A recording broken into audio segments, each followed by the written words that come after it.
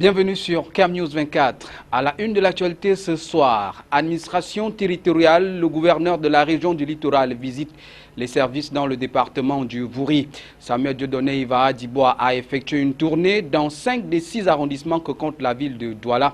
Objectif, prendre le pouls des activités et l'état des infrastructures dans les différents services.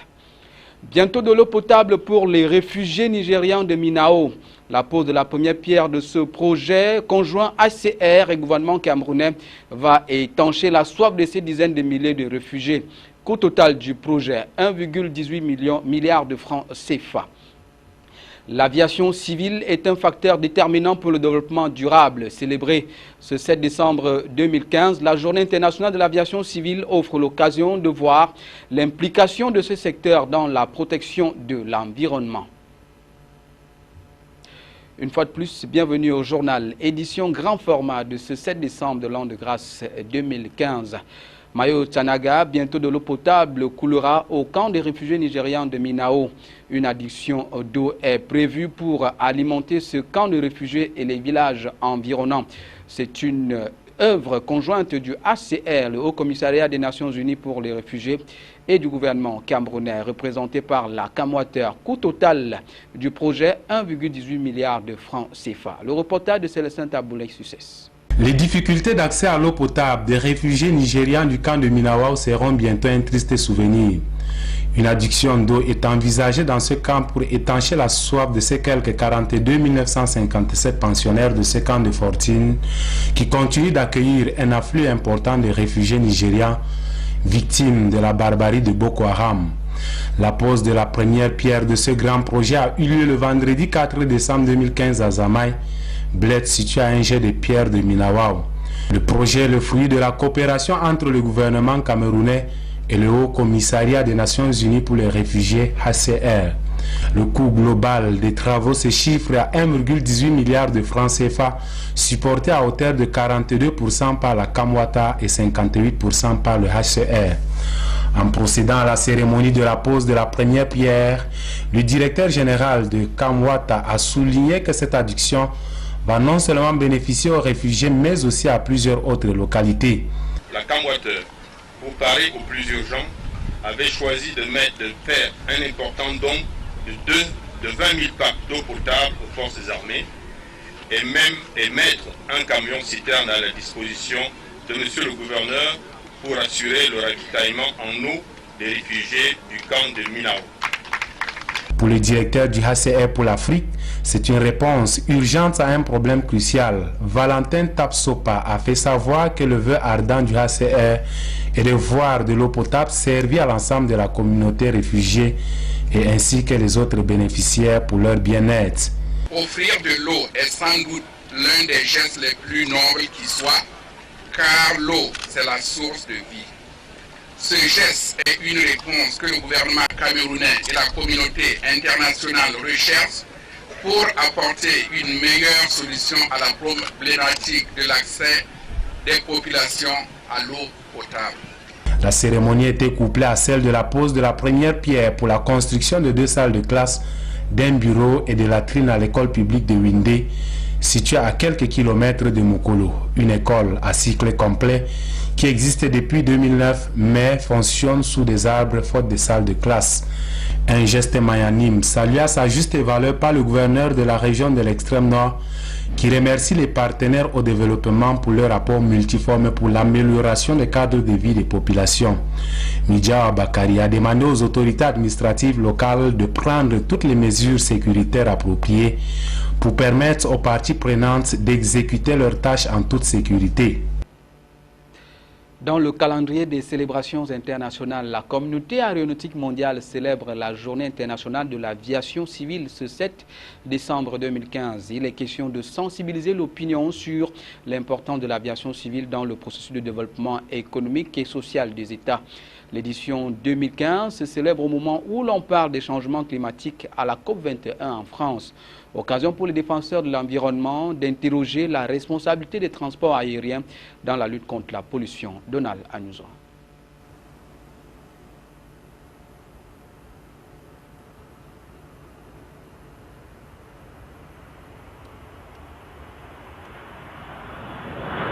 Il n'y a point de doute que cette célébration a pour but de promouvoir l'Organisation de l'Aviation Civile Internationale, OACI, institution spécialisée du système des Nations Unies créée en 1944, qui a pour mission principale de favoriser le développement sûr et ordonné de l'aviation civile dans le monde. Par sa politique consensuelle, cette organisation s'est affirmée comme un instrument privilégié de coopération entre les 191 États membres dans tous les domaines de l'aviation civile. L'OACI œuvre particulièrement pour l'élaboration et l'application de normes techniques et d'exploitation de règlements et politiques nécessaires à la sécurité, la sûreté, l'efficacité et la régularité du transport aérien international, ainsi que la protection de son environnement. Et c'est ce versant sur la protection de l'environnement en matière de transport aérien qui ne figure malheureusement pas au menu des négociations de la conférence internationale COP21. Une omission qui suscite bien des incompréhensions et bien des suspicions.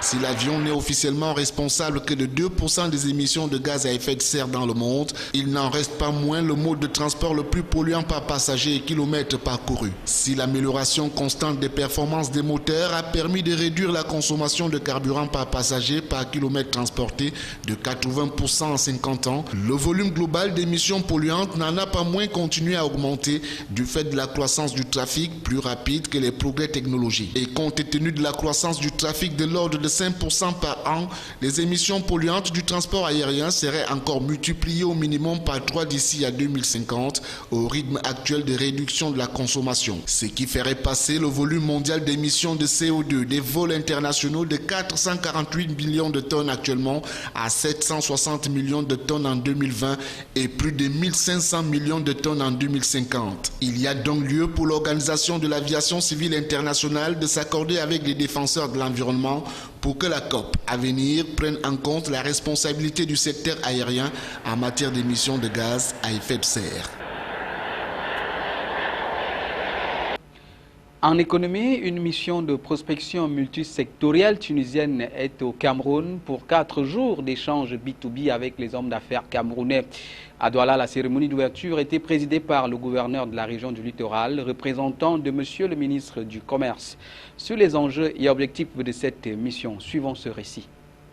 La mission de prospection multisectorielle tunisienne au Cameroun, dans le cadre de l'enracinement de la coopération économique tuniso-camerounaise. Ce 7 décembre 2015 à Douala, c'est le gouverneur de la région du littoral, Samuel Dieudonné Ivaha Dibois, qui a présidé la cérémonie d'ouverture de cette rencontre B2B en lieu et place du ministre du Commerce. C'était en présence de l'ambassadeur de Tunisie au Cameroun ainsi que du directeur général de Tunisie Afrique Export. La forte délégation tunisienne représentant le secteur privé est au Cameroun pour présenter ses atouts dans les domaines de l'agroalimentaire, industrie mécanique, électrique et électronique. Dans l'expertise tunisienne, les matériaux de construction, la promotion immobilière, la santé, les technologies de l'information et de la communication font figure de priorité pour booster l'éducation et la formation. Une vingtaine d'entreprises tunisiennes pour échanger avec les hommes d'affaires camerounais 4 jours durant. Objectif, nouer des partenariats et conclure des accords de commercialisation des services d'équipement et d'autres produits. L'ambition étant d'examiner toutes les potentialités et possibilités d'investissement entre les deux pays. Concernant la coopération économique et commerciale proprement dite, le Cameroun est un marché important qui ouvre d'autres possibilités vu son caractère de poumon économique de la sous-région Afrique centrale. La mission de prospection multisectorielle tunisienne au Cameroun s'achève le 10 décembre prochain dans l'espoir de raffermir les relations entre la Tunisie et le Cameroun qui date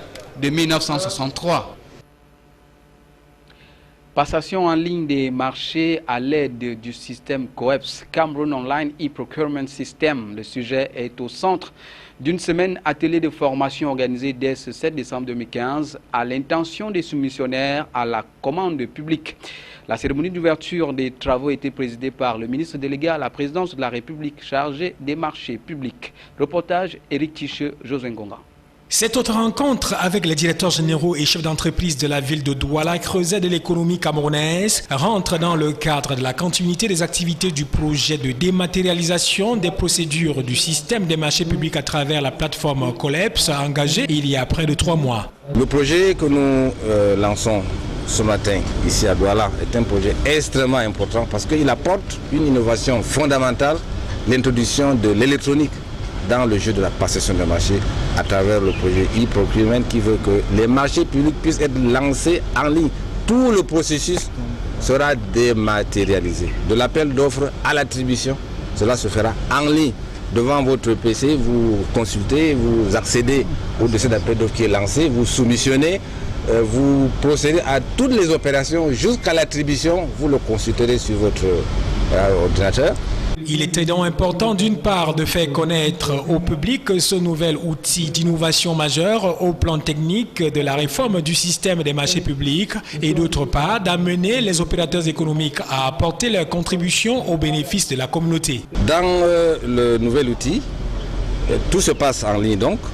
Nous voyons ce que cela comporte comme gain de temps, comme ce que cela comporte aussi comme qualité incontestable d'attribution. On ne peut plus, parce que toutes les étapes sont absolument maîtrisées.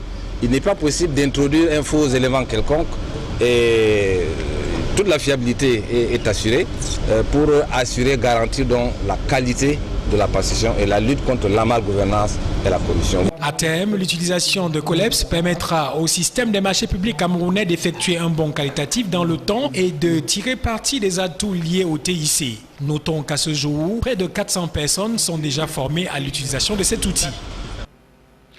Le gouverneur du littoral, Samuel Dieudonné Ivara Dibois, a effectué ce 7 décembre 2015 une visite des services du ministère de l'administration territoriale et de la décentralisation dans le département du Vouri. Plus de détails dans ce reportage. Le gouverneur de la région du littoral entame sa tournée de service par le département du Vouri. Samuel Dieudonné Ivara Dibois a parcouru ce 7 décembre 2015 les 5 sous-préfectures d'arrondissement de Douala sur la terre ferme.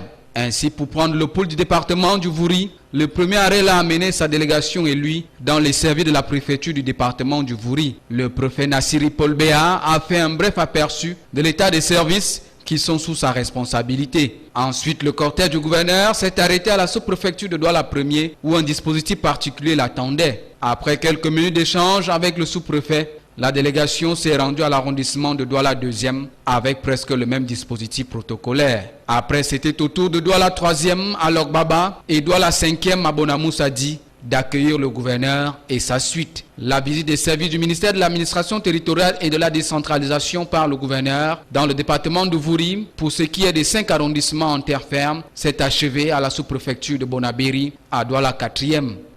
Après ma prise de commandement le 13 novembre ici à Douala, il était de bon ton que je fasse la descente sur le terrain, commençant par les services préfectoraux, ce qui m'a amené à parcourir ne serait-ce que les 5 arrondissements de la ville de Douala, côté terre ferme. Bien sûr que Manoka sera également une autre étape. Je tiens à noter qu'une évolution a été faite avec des infrastructures nouvellement construites comme la préfecture du Vouri et la sous-préfecture de Yaoundé, Douala 5e, pardon. Mais il reste qu'au niveau de Newbel et Abassa, qu'il faille apporter un peu du neuf. Plusieurs doléances ont été transmises au gouverneur par le préfet du Vouri ainsi que les sous-préfets qui demandent davantage de moyens pour l'entretien des bâtiments, du matériel de bureau et des séminaires de renforcement des capacités des personnels pour une meilleure gouvernance dans l'administration. Aménagement du territoire, la ville de Ngaoundéré a abrité ce lundi la cérémonie de lancement officiel de l'élaboration du plan de zonage du territoire national et du schéma national d'aménagement et de développement durable du territoire dans la Damawa. Il est question durant les présents travaux d'informer l'ensemble des parties prenantes au projet pour s'assurer de leur adhésion et les inciter à s'approprier effectivement le projet à travers un processus de concertation. Joseph Mafo, Apollinaire Zobelbon. La région de l'Adamawa vient d'accueillir la cérémonie de lancement officiel de l'élaboration du plan des zonages du territoire national et du schéma national d'aménagement et de développement durable du territoire national. La rencontre a regroupé les autorités administratives et municipales traditionnelles, mais aussi la société civile. La réalisation de cette vision passe par la définition des stratégies à mettre en œuvre. C'est dans ce cadre qu'a été élaboré le document des stratégies pour la croissance et l'emploi dont la mise en œuvre couvre la période allant de 2010 à 2020. Cet atelier régional de lancement de l'élaboration du plan de zonage du territoire national s'inscrit dans le cadre de la concrétisation du processus qui devra commencer en amont et avec une communication proactive pour assurer une bonne compréhension du processus et éviter de susciter des craintes infondées. Le groupement de bureaux d'études Study International Beta Consult a été retenu pour accompagner le gouvernement dans cette lourde mission. Dans cette mission, un schéma national d'aménagement et de développement durable du territoire national sera aussi élaboré par cette structure, avec pour objectif général de disposer d'un cadre de référence en matière d'occupation et d'utilisation du territoire national. Le plan des zonages du territoire national à élaborer doit identifier, déterminer les zones géographiques se distinguant les unes les autres par les affectations différentes des utilisations des terres sur la base d'une assise cartographique connue et acceptée par l'ensemble des parties prenantes. Suivons à présent les réactions de quelques acteurs du plan de zonage après le lancement. Ils s'expriment au micro de Cam News 24. Pour soutenir les objectifs de la vision 2035 et du document de stratégie pour la croissance et l'emploi, le gouvernement de la République en matière d'aménagement du territoire, le chef de l'État a promulgué la loi de 2011 portant orientation d'aménagement du territoire. En application donc de cette loi, le gouvernement a engagé, à travers le ministère de l'économie, de la planification et de l'aménagement du territoire, le processus devant permettre à terme à notre pays de disposer de ces outils importants de planification spatiale que sont le plan de zonage national et le schéma d'aménagement du territoire. Ce sont donc des outils et des instruments qui vont permettre à notre pays de pouvoir avancer dans sa planification de développement. L'objectif, bien sûr, du schéma national, c'est d'opérationnaliser les objectifs tracés dans le cadre du DSE et de la vision 2035. La finalité, c'est bien sûr d'établir une certaine équité territoriale, c'est-à-dire un développement équilibré entre les régions, la dotation du territoire en infrastructures porteuses, le désenclavement des zones enclavées, et surtout insuffler une dynamique économique dans les régions et au niveau local à partir des spécificités de chaque région, dans le but de créer de la richesse, de réaliser une croissance continue, mais aussi de créer de l'emploi. Activité parlementaire, l'Assemblée nationale a adopté hier dimanche 6 décembre 2015 le projet de loi des finances 2016 de la République du Cameroun. C'était à l'issue d'une séance plénière qui a connu la présence des membres du gouvernement. Et c'est Alamine Ousmane Meh, le ministre des Finances, qui a défendu le projet de loi dont le montant va au-delà de 4 000 milliards de francs CFA. Le texte ainsi adopté au niveau de la Chambre basse du Parlement a été transmis ce jour au Sénat qui va s'atteler au même exercice, bien évidemment, avant la fin de cette semaine. Les détails avec Apollinaire Zobenbon. Le 20 novembre 2015, au palais des Verts d'Engwa-Ekele, le Premier ministre chef du gouvernement, Philémon Yang, présentait au Parlement le programme économique, financier, social et culturel du gouvernement pour le compte de l'exercice 2016. 2 semaines après son passage devant les élus du peuple, l'Assemblée nationale, à l'issue d'une séance plénière qui aura duré toute une nuit, a adopté ce dimanche 6 décembre 2015 le projet de loi des finances 2016 de la République du Cameroun.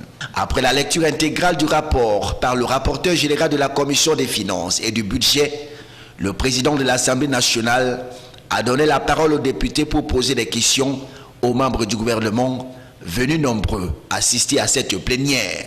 Chaque ministre est donc passé devant le pupitre répondre à la question qui lui était posée avant de quitter les lieux. Et c'est Alamine Ousmane Meh, le ministre des Finances, qui a défendu le projet de loi dont le montant va au-delà des 4 milliards de francs CFA.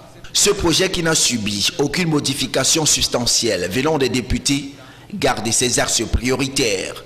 En clair, le budget 2016 visera non seulement à financer les charges de fonctionnement courant de l'État, mais surtout à garantir le parachèvement des projets structurants de première génération et ceux inscrits dans le plan d'urgence triennal pour l'accélération de la croissance ainsi que la construction des infrastructures nécessaires à la tenue des Coupes d'Afrique des Nations de football 2016 et 2019. Le texte ainsi adopté au niveau de l'Assemblée nationale sera transmis au Sénat qui va s'atteler au même exercice avant la fin de cette semaine.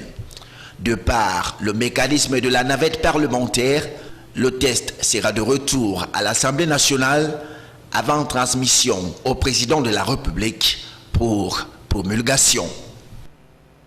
Et le texte a d'ailleurs été défendu par le ministre des Finances devant les sénateurs ce jour. Extrême Nord, une nouvelle vague d'ex-otages nigérians rapatriés dans leur pays, le Nigeria. Ils sont 1800 personnes arrachées des griffes de Boko Haram par les forces multinationales en collaboration avec l'armée nigériane. Ils ont été reçus par le gouverneur de la région de l'Extrême Nord avant d'être escortés dans leur pays, le Nigeria, sous haute sécurité militaire. Le compte rendu de Célestin Succès.